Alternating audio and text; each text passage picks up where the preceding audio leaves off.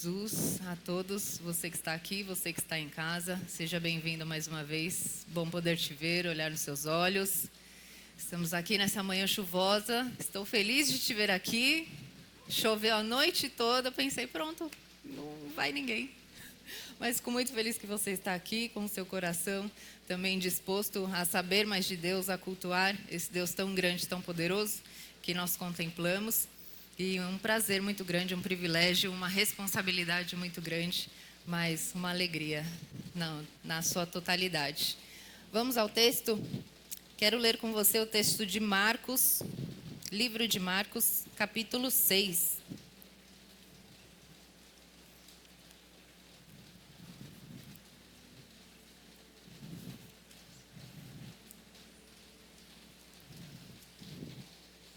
Marcos capítulo 6, peço que você vá lá para o versículo 6 também.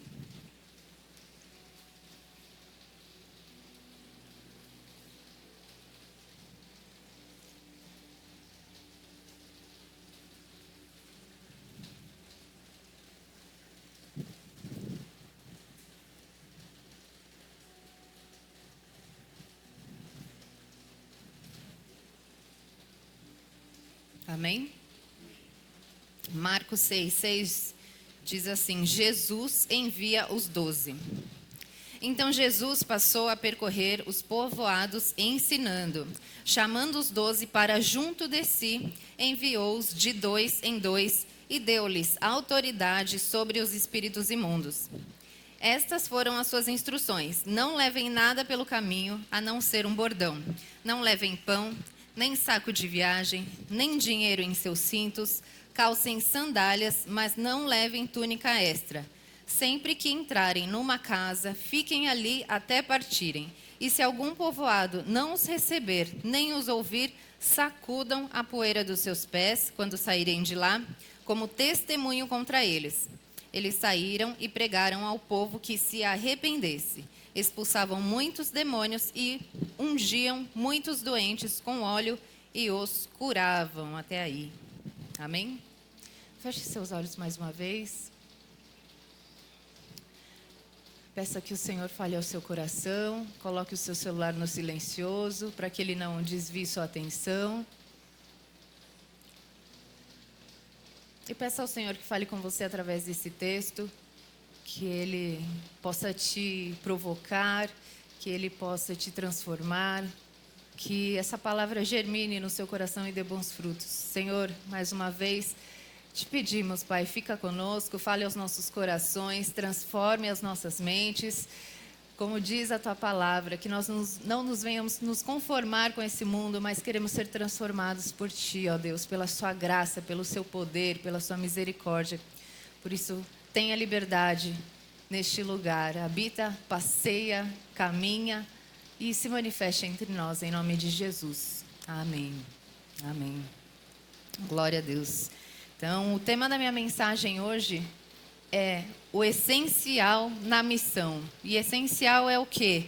É aquilo que é indispensável, que não pode ser ignorado, não pode ser deixado para trás na missão da sua vida, seja ela qual for. Amém? E aí, começando esse texto, analisando esse texto, ele me provocou bastante e eu fui mergulhando e fui ficando mais curiosa e quero levar comigo você nesse mergulho. O versículo 6, ele começa no texto, no fim do texto acima, que diz: e ficou admirado com a incredulidade deles. Então, aqui Jesus vinha percorrendo na sua peregrinação. Jesus era um peregrino, ou seja, uma pessoa que viaja com uma missão. E ele estava ali numa missão do quê? De levar a salvação para as pessoas. Onde ele passava, ele curava, e ele vinha de uma série de muitos milagres. Se você voltar aqui, peço que você faça isso na sua casa, nós vamos ver que ele ressuscita a filha de Jairo, que ele cura a mulher do fluxo de sangue há 12 anos com uma hemorragia. Vários milagres. A cura do endemoniado gadareno, Jesus acalma a tempestade, então ele vem numa série de milagres, de conexão, de relacionamento com o povo, nessa trilha que ele faz, nessa peregrinação. E aí, aqui nesse texto, ele está chegando, no texto anterior, ele está chegando na sua terra, em Nazaré. E aí, o título do texto é o quê? Um profeta sem honra. Por quê? Quando ele chega na sua cidade, ele começa a ensinar na sinagoga. E começa aquele burburinho. Então, assim, começa aquele, quem que é aquele ali? Quem que é? Nossa, que homem sábio. Todos começam a ficar impressionados com a sua sabedoria. Mas, ao mesmo tempo, o burburinho, do mesmo jeito que ele sobe, ele desce. Porque o pessoal começa a reconhecer Jesus. E fala, é o filho de Maria, é aquele menino lá, que outro dia estava aqui brincando de... É aquele menino lá, sem importância, sem grande relevância. Aí, nós conhecemos, as irmãs dele estão aqui, os irmãos dele, é aquele menino. Então, logo já virou a cena, e na sua terra ele era mal falado, ele não tinha, as pessoas não o reconheciam como o verdadeiro profeta que ele era. Apenas como um qualquer. Já aconteceu isso com você? Aquela lá. A fé, aquela lá. O bifão, aquele lá. Mesmo ele realizando tantos milagres na sua terra, ele era tratado com desprezo. Em sua própria terra, entre os seus parentes, em sua casa, é que um profeta não tem honra. E ele ficou admirado com a incredulidade daquele povo. Mas ele continuou na sua peregrinação, na sua caminhada. E aí ele chamou os 12 para si. E aí eu quero te chamar para esse ponto. Ele chamou os 12 para junto de si. Ou seja, ele não apenas delegou que os 12 seguissem na peregrinação, seguissem na missão. Ele trouxe para si, porque era uma coisa que ele já vinha fazendo, levando cura, levando salvação. Então, aquilo estava nas entranhas de Jesus. E ele não conseguia apenas delegar e falar, vai. Não, ele chamava, trazia para perto, ele se relacionava com esses 12. E aqui os 12 é figura de linguagem, tá, gente? Aqui com certeza tem mulher resolvendo o boletim de ocorrência. Tem mulher resolvendo o almoço, o que os 12 vão almoçar, onde que vão pousar a cabeça, onde vão dormir. Então, é uma figura de linguagem. E nesses 12 também quero te chamar a atenção, que aqui tinha de tudo. Tinha cobrador de impostos, tinha o seu barriga, estou brincando. Tinha o tesoureiro, tinha traidor, tinha pescador, que era uma profissão ali também pouquíssimo valorizada na época. Então, se atente para isso. Quem Jesus chamou para junto de si. Não tem aqui nenhum homem da lei, governador. Guarde isso no seu coração. E aí, chamando os 12 junto para si, enviou-os de 2 em 2.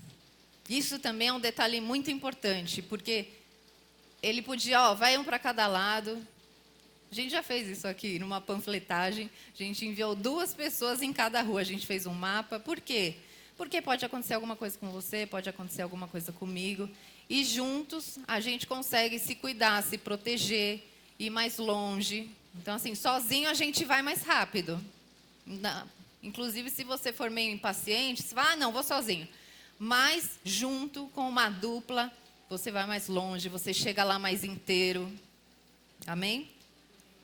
Então, ele os enviou de 2 em 2 e deu-lhes autoridade sobre os espíritos imundos. Essa autoridade aqui merece um grifo. Porque hoje você vai sair daqui aprendendo a falar hebraico, aprendendo a falar grego. Porque essa autoridade, traduzida do grego, ela fica como a pronúncia chama exousia. Fala aí, exousia. Exousia. Fala de novo, para você não esquecer. Exousia. E aí, semana que vem, quando o Rafa chegar aqui, pergunta, e aí, como foi? Você, ela ensinou a gente a falar grego até, entendeu? Tô brincando, gente. E aí, essa exousia. traduzido para os nossos dias, para o nosso tempo, para a nossa língua, ela significa autoridade, habilidade, privilégio, força, capacidade, competência, liberdade, domínio, influência delegada e direito. Então, esse é o combo que o Senhor Deus deu aos 12 nessa peregrinação. Mas sobre o quê? Sobre os espíritos imundos. Amém? Então, Deus deu aos discípulos poder e autoridade espiritual sobre os espíritos imundos. E Deus também dá isso a você, dá essa exousia, dá essa autoridade. E aí a primeira pergunta que eu quero te fazer: como você tem usado a autoridade espiritual que o Senhor te deu? Se é que você tem usado. Nós vemos por aí muitos web pastores que utilizam essa exousia para acumular riquezas, para manipular o pobre, o oprimido, a pessoa que não tem tanto acesso à informação, à educação. Então é isso que é esse cenário tenebroso que nós temos visto por aí. E a gente, para que a gente tem usado a nossa autoridade, o nosso poder, a nossa força, as nossas habilidades, a nossa competência? Só para se esfolar de trabalhar? E não desfrutar? E não conseguir criar nossos filhos? E não conseguir desfrutar de bons momentos na igreja? Porque chega o domingo de manhã, eu estou cansado, eu não consigo acordar domingo de manhã. Por quê? Porque toda a sua força você injetou num lugar que não vai te trazer grandes benefícios a longo prazo. Amém? Então esse é o primeiro questionamento que eu tenho para você. Onde você tem usado a exousia, a autoridade que Deus te deu? E aí ele nos deu autoridade sobre os espíritos imundos. E aí, muitas igrejas, boa parte da cena evangélica hoje em dia, pinta esses espíritos imundos como o quê? O diabinho vermelhinho, com rabinho, com chifrinho, que faz você beber, que faz você trair a mulher, que faz você bater na mulher. É sempre o diabo, nunca é o alecrim dourado. Amém? Mas, se você me perguntar, Fernanda, quem são os espíritos imundos? Vou te citar aqui uma lista breve. Para mim, no meu entendimento da palavra de Deus, para mim, os maiores espíritos imundos, demoníacos, sujos hoje em dia são a fome. Sabe aquela dor de barriga de fome? É a miséria, a pobreza escancarada que a gente vê o pessoal na rua, a desigualdade, o preconceito, a injustiça, o racismo, a misoginia, o machismo, a pedofilia que assola nossas crianças. Isso são os espíritos imundos que estão aí encarnados na sociedade, estão escancarados na nossa face. E é sobre eles que o Espírito Santo, que o Senhor Deus, que Jesus te deu a exousia, a autoridade, poder, competência, habilidade, sabedoria, sagacidade. Amém? E quando Deus nos dá essa autoridade, não é para você ser um super crente, um super cristão. Eu tenho certeza que você conhece alguém que é fiscal da porta do céu. Gente, que tipo de gente intragável. É aquele que fala, aquela ali, tá fazendo aquela ali, vai para o inferno. A pessoa manda mais gente para o inferno do que traz mais gente para a luz. Joga mais treva na pessoa do que traz para a luz, para a maravilhosa luz que cega toda escuridão. Então não seja um fiscal do céu, cuidado com isso. Não foi para isso que Deus nos chamou, amém? Para a gente ficar lá na nossa bolha, aquele movimento, não, minha família, meu trabalho, lá no fim minha igreja e lá, perder de vista um pobre, um órfão, uma viúva. Não foi para isso que o Senhor te chamou, amém? Para ficar nessa redoma de vidro intocável. E aí, no versículo 8, vamos para as instruções da peregrinação, dessa trilha que Jesus estava chamando seus discípulos. Ele diz assim: não levem nada pelo caminho, a não ser um bordão. Bordão é um bastão, que pode ser um cajado, tanto para guiar as ovelhas de um pastor, para abrir caminho. É aquele apoio na caminhada. Não levem pão. E aqui você pode entender: não se preocupe, não acumule riqueza. Caixão não tem gaveta. Amém? Não levem pão, nem saco de viagem, nem dinheiro em seus cintos.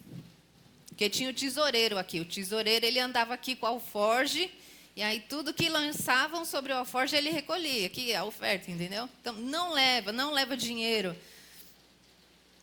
Calcem sandálias. Ou seja, não se preocupem com conforto. Já pensou?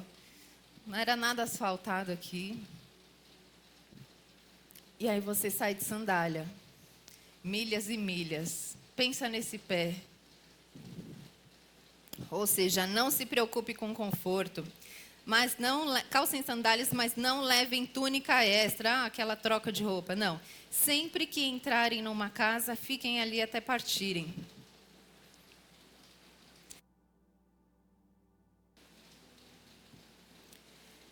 Eu fiz recentemente uma trilha, fui influenciada por algumas pessoas a fazer trilha e nasceu o desejo no meu coração. Rafa não se animou muito, mas eu falei: não, bora, vamos, não sei o quê. A gente une o útil ao agradável, pratica um esporte, se conecta com a natureza, vai ser legal. E aí, eu sou uma pessoa muito precavida. Eu tento me adiantar com o que vai acontecer. E aí, a minha amiga, um casal amigo nosso, levou uma garrafinha de água para os dois. Eu levei uma para mim, uma para o Rafa e uma extra. Vai que... E aqui na minha ecobag, porque sou, ecológica, tá? E a trilha, aí tem hora que a trilha abre, tem hora que a trilha fecha, tem hora que a trilha fica escorregadia, tem hora que você ouve um barulho, você não sabe se é uma cobra, o que é. Tem hora que passa uma vaca, passa um cachorro caramelo. Mas tem um objetivo lá no final da trilha. Tinha lá um restaurante que a gente ia almoçar, ia curtir com uma vista e tal. Só que essa ecobag com minha água, porque sou precavida, vai que alguém também precisa, eu tenho ali. Teve uma hora que eu passei para cá. Aí o Rafa: quer ajuda? Eu falei: não, tá tranquilo. Aí depois eu passei para cá e eu percebi que começou a vincar, né? E aí depois de 1 hora de trilha, eu não tinha bebido uma garrafa inteira. E aquilo ali que não tinha nem 2 litros de água, parecia que eu estava carregando um galão de 20 litros. Então, assim, você vai sair na sua peregrinação, pense muito bem no que você vai levar. Se destrale dos excessos. E aqui, eu quero colocar como excesso o que vier na sua cabeça. Tanto o excesso físico, se você é aquela pessoa com tendências acumuladoras, e aí você está sempre acumulando, sempre juntando. Não, depois eu vejo isso aí, não. Deixa essa roupa aí que eu vou voltar a servir nela e nunca volto. E vai acumulando, vai acumulando. Sejam os excessos emocionais. E esse parece o mais leve. Por quê? Porque a gente não vê os excessos da nossa alma, da nossa mente. E vai acumulando, vai acumulando. E aqui, vou te dar um exemplo. Você pode acumular um trauma aqui, uma decepção ali, um desgosto ali, um rompimento ali. Aí quando vê, você está o quê? Somatizando, daqui, da mente, já foi para o corpo todo. Então, esse excesso é perigosíssimo, porque o essencial é invisível aos olhos, mas também o prejudicial pode ser muito invisível aos olhos e nos pesar. Sabe quando você se sente pesado, a cabeça não para e aquilo ali está te fritando? Então, é hora de deixar os excessos emocionais. De você soltar aqui. Você falar, você admite: eu não preciso dessa água, dessas 3 garrafas de água. Isso entende? E os excessos espirituais também, a gente vai acumulando coisas, ouve uma coisa ali, ouve outra aqui, ouve aqui. Quando vê, está uma salada, e aí a gente abre a boca para falar e não sai nada. Só sai groselha, só sai...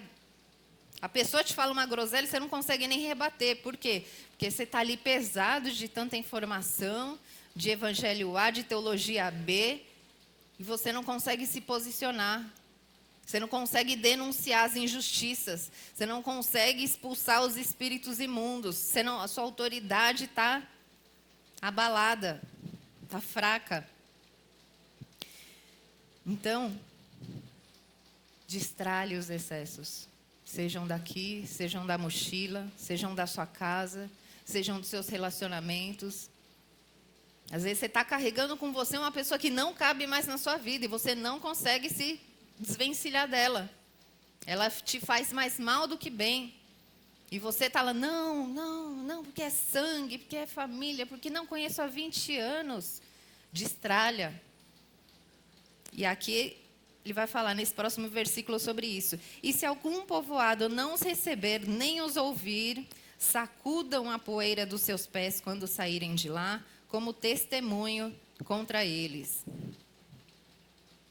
Esse texto de Marcos, ele se replica também em Mateus e também em Lucas. E em Mateus ele dá uma outra instrução que não está aqui. Não se dirijam aos gentis, nem em cidade alguma dos samaritanos. Antes dirijam-se às ovelhas perdidas de Israel.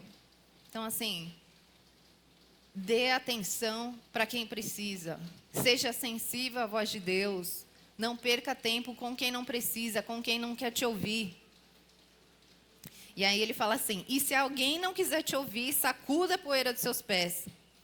Sabe quando você tira assim? Você chega da trilha e dá aquela batida?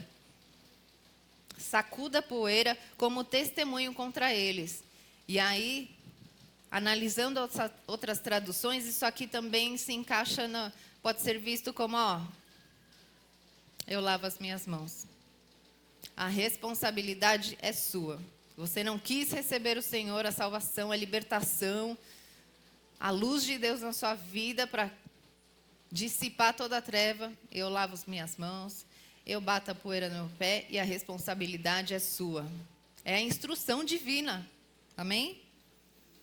Em contrapartida, na Bíblia nós vemos também o momento em que o Senhor Jesus lava os pés dos discípulos.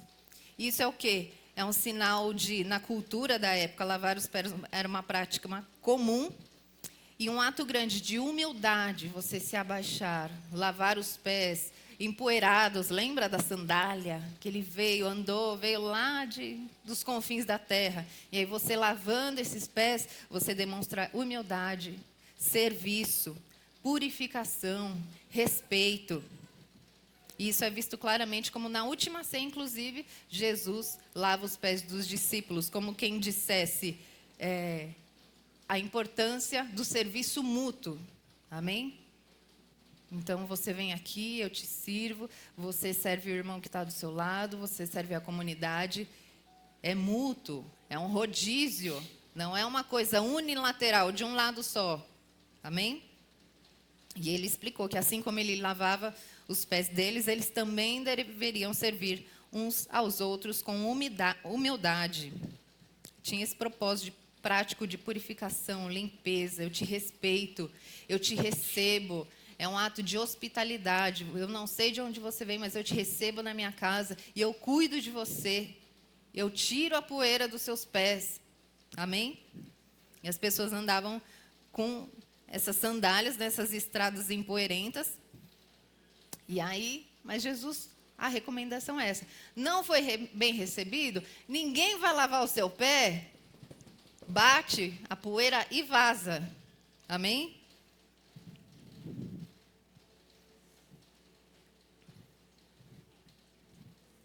Aqui tem uma outra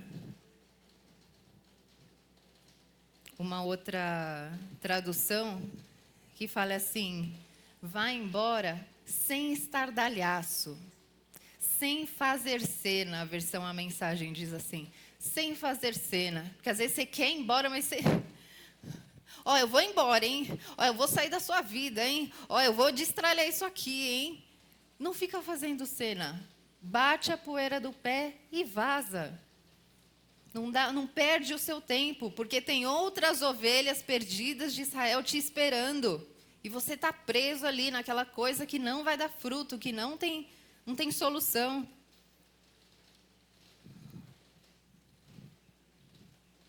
Versículo 12. Eles saíram e pregaram ao povo que se arrependesse.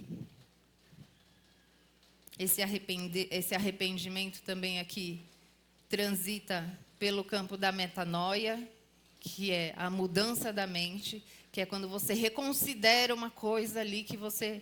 Poxa, eu pensava dessa forma há anos, e de repente você tem acesso a uma outra informação e reconsidera. Eu costumo falar que eu não sou casada com nenhuma certeza. Sou casada com o Rafael, mas outras certezas, isso aqui para mim não muda. Eu vou ser assim até o fim, até a volta de Jesus. É assim que eu acredito, foi assim que eu aprendi. Se divorcie das suas certezas. Não tenha medo de se divorciar das suas certezas. Amém? Não seja casado com coisas que às vezes vão te amarrar, vão te prender, vão pesar sua caminhada. Então, essa metanoia é o arrependimento, é a mudança de paradigma, é você reconsiderar as coisas. Uma transformação na forma de pensar, uma mudança profunda na mente. E aí o verso 13, finalizando, diz que eles expulsavam muitos demônios e ungiam muitos doentes com óleo e os curavam. Então, você vê no verso 13 que eles pregavam a palavra, mas eles também agiam. Eles pregavam, mas não era só de boca. Se arrependa dos seus maus caminhos. Mude, transforme sua mente. Não era só aqui, era na ação. Porque em seguida eles expulsavam muitos demônios e ungiam muitos doentes com óleo. Ou seja, para você ungir, você tem que chegar perto. Você tem que entender a dor daquela pessoa. Você tem que saber qual que é aquela doença, do que ela sofre.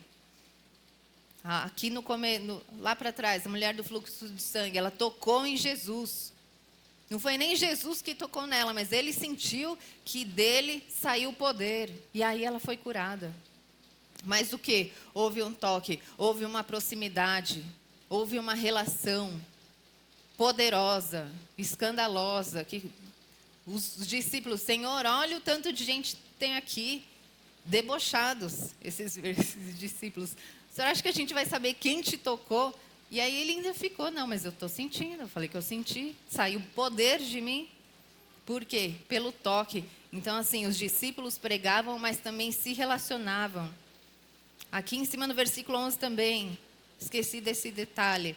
Versículo 10. Sempre que entrarem numa casa, fiquem ali até partirem. Ou seja, para você se relacionar também com essas pessoas, para você conhecer. Não é vai pipocando de casa em casa. Não, chegou no vilarejo, encontrou uma casa que te receba, fique ali. Não fique pipocando. Conheça aquelas pessoas, escute a história delas. Ouça a dor, ouça as alegrias. Pega a criança no colo, se relaciona, pergunta. Até partirem. Então, nós somos assim com os discípulos, chamados para realizar esses milagres ainda maiores do que ele fez, como diz a palavra. Amém? E quais são os milagres hoje em dia que você pode realizar todos os dias na sua vida? Outra pergunta que eu tenho para te fazer. De repente você não vai curar alguém, você não vai fazer o céu se abrir, mas existem pequenos milagres que acontecem todo dia e eles dependem de você. Quando você dá um dinheiro para uma criança no farol, aquela criança está vivendo um pequeno milagre. Mas, Fernanda, e se ela gastar com droga? Você gasta com tanta porcaria e ninguém te fala nada. A gente gasta com tanta futilidade o nosso dinheiro, assim, e ninguém vai lá, isso aí está errado, hein? O fiscal do céu, lembra? Isso aí está errado, hein? Às vezes você está salvando a vida daquela criança, mas você fica, mas eu não sei, vai que ela usa com isso, com aquilo. dê, oferte, seja esse milagre na vida dela e ore para que Deus ajude que ela gaste aquilo com alimento, que ela leve para casa dela, que aquilo se multiplique. Então, esse é um pequeno milagre que a gente não raciocina e passa desapercebido. Quando você ajuda alguém na rua, quando você dá um copo de água, quando você dá um agasalho, quando você dá uma cesta básica, e esses são os milagres que Jesus fala que nós realizaríamos, maiores que ele. Por quê? Ele sabia que nós viveríamos um tempo de escassez e que o nosso coração se endureceria, viraria uma pedra, mas que ainda tem um povo, ainda tem uns 12. Um povo ali, um povinho ali estranho, cobrador de imposto, pescador, que ainda tinha um coração sensível para as mazelas dessa vida, para as ovelhas perdidas de Israel. Amém? Então, pense aí, que milagre o Senhor pode realizar através da minha vida? Às vezes é uma conversa que você tem com uma pessoa, às vezes você não abre sua boca, você deixa ela falar. Hoje está cada vez mais difícil a gente conseguir conversar, porque você está falando, a pessoa não está te ouvindo, ela está pensando no que ela vai te responder, por cima. Ela não espera você terminar e já rebate. Não é horrível isso? Aí você, caramba, estou falando aqui sozinho, ela não ouviu nada do que eu estou falando. Então, às vezes, numa conversa, numa escuta, você clareou o dia, você salvou o dia daquela pessoa. Em tempos de Setembro Amarelo, as cargas emocionais, invisíveis, elas pesam. Um dia ela pesou no meu pai, na vida do meu pai, quando ele ainda não tinha 50 anos, e ele resolveu por conta própria partir desse mundo. Mas por quê? A carga emocional dele, ele acumulou tanto, e ele não sabia organizar aquilo, ele não sabia lidar com aquilo, ele não conseguia colocar para fora. Um problema de saúde pública, porque eu não tinha recurso, eu não tinha possibilidade, não tinha entendimento para ajudar ele. E aquilo foi pesando, ele foi dando sinais. E um dia ele pesou demais. Então, assim, eu tentei de tudo. Eu falei todas as coisas, tudo que eu pedi, eu levei para a igreja, eu fiz isso, eu fiz aquilo. Mas tem coisas que nem eu nem você vamos dar conta. Então, um pequeno milagre que você pode fazer na vida da pessoa é buscar ajuda com ela. Isso é um milagre. Uma pessoa que ali segura a sua mão. Na trilha aqui tem isso também, porque vai ter hora que você vai passar por um lugar que, se você for sozinho, atravessar um rio com uma pedra escorregadia, você vai se estabacar. Então, você vai precisar deixar seu orgulho de lado.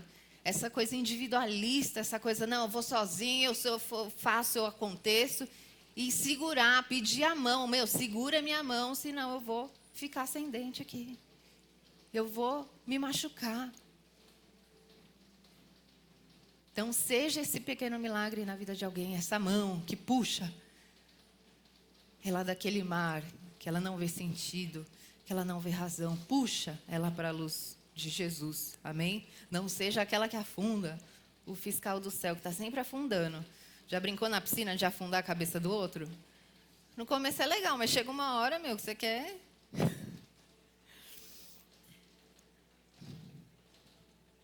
Para finalizar, que a Carol ali já deu todos os alarmes, concluindo, quero que você leia de novo esse texto em casa, que medite, que saboreie ele, mas te trago algumas chaves aqui que me saltaram aos olhos. Então, resumindo, não vá sozinho. Você vai para uma trilha, vai para uma missão. Na peregrinação da sua vida, não vá sozinho. Mas escolha bem com quem você vai. Porque às vezes antes só do que mal acompanha, tem aquela coisa. Então pense bem. Aqui eu tenho vários amigos espirituais que me suportaram em vários momentos trevosos da minha vida. Vários momentos em que eu não via sentido em continuar. Então eu tenho certeza que aqui também tem gente assim para você. Amém? Mas lembre que aqui tem de tudo. Igual esses 12.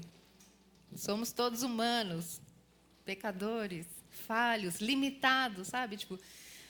Vai ter hora que você vai exigir algo mais de mim, mas eu sou limitada, eu só vou até aqui. Então saiba respeitar a humanidade do outro também. Amém? Segunda coisa, destralhe. Não tenha medo de se desapegar. Seja a sua bagagem física, emocional, espiritual, suas lembranças. Eu sou uma pessoa muito saudosista. Eu gosto muito de pegar uns TBT, umas coisas lá de 2000 e bolinha. Mas tem hora que não é bom. Tem hora que você olha e você fala, não, então deixa lá no passado. Amém? O Senhor nos chama para viver o presente como um presente que Ele nos deu e o futuro.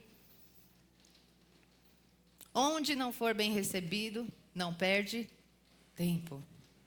Aqui, cheguei à parte que eu anotei da outra versão. Retire-se sem estardalhaço, sem fazer cena, sem drama. É hora de dar de ombros e continuar o caminho. Não é aquele dar de ombro, Não, é assim, ó.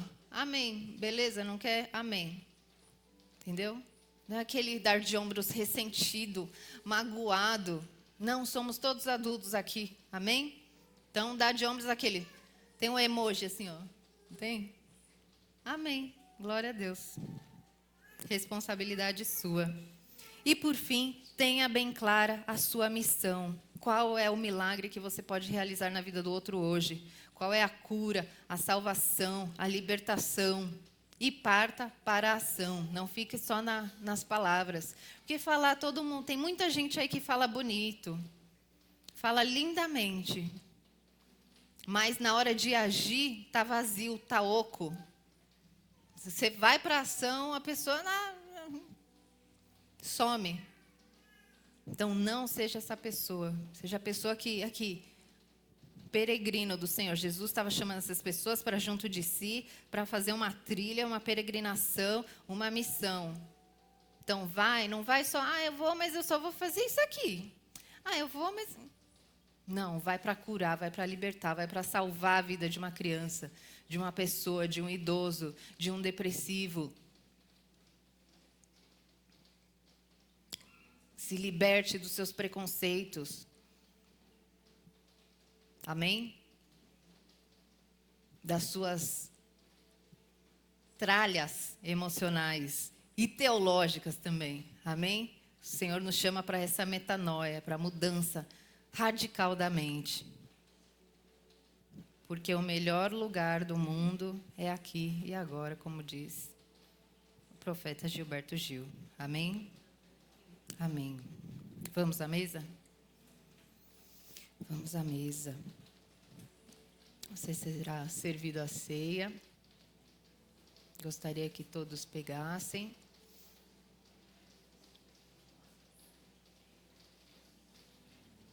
Esperem um pelos outros, podem servir.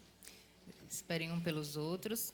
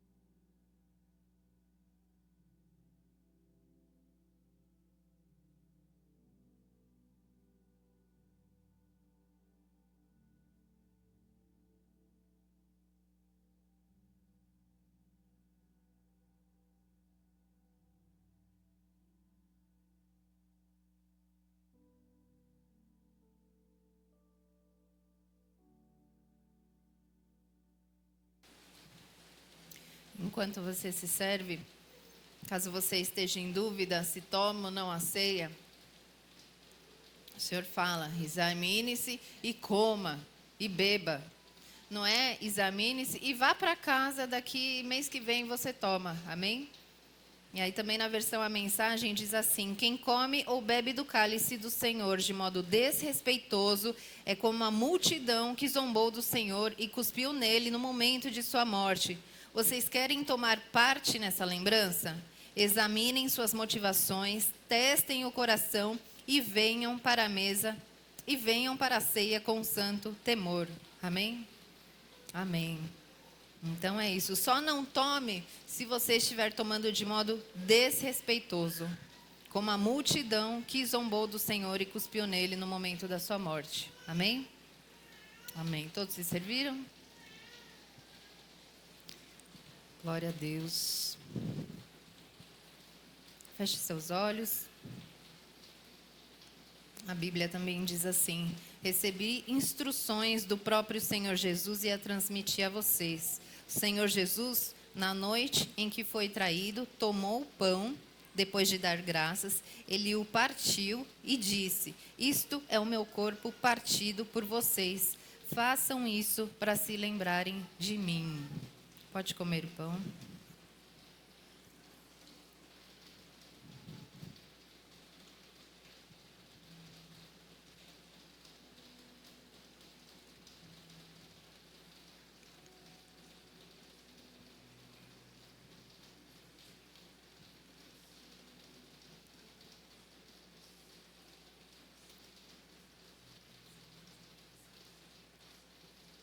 Esse pão deixa de ser uma substância natural, passa a ser o próprio corpo de Cristo, em que nós fazemos memória dele e nos tornamos um com ele.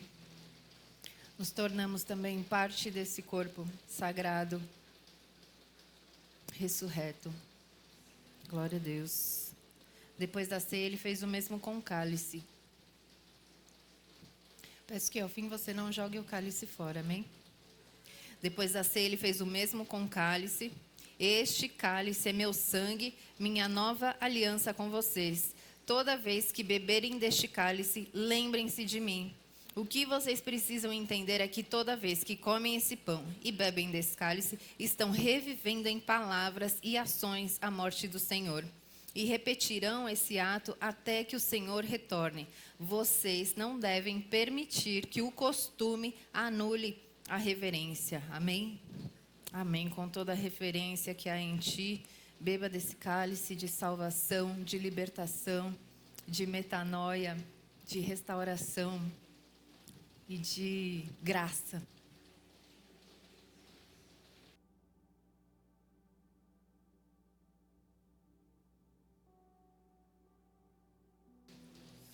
Pode glorificar o Senhor. Essa graça escandalosa, essa graça que nos fez diversos, cada um à sua maneira, cada um do seu jeito, mas todos à imagem e semelhança de Cristo, amém? A graça é assim mesmo escandalosa, basta você crer. Mas Senhor, só crer, sim, só crer. Só crer, só crer.